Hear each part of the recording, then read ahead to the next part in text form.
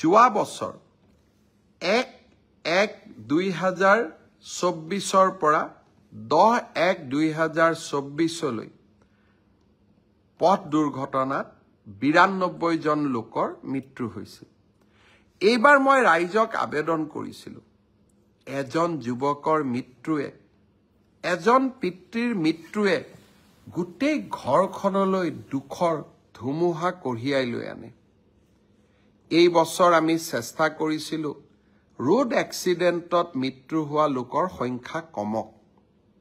আৰু মই আজি আপোনালোকক জনাব খুজিছো যে 1-1-2024 পৰা 10 তাৰিখলৈকে, অৰ্থাৎ 1 জানুৱাৰীৰ পৰা 10 তাৰিখলৈকে 24 চনত যোৱা বছৰ 92 জন লোকৰ মৃত্যু হৈছিল। আৰু যোৱা 10টা দিনত 2025ত মৃত্যুৰ সংখ্যা 76লৈ কমিছে। কিন্তু মই ভাবো এজন লোকৰো মৃত্যু হ'ব নালাগে। অনুগ্ৰহ কৰি মদ খাই কোনেও গাড়ী নচলাব।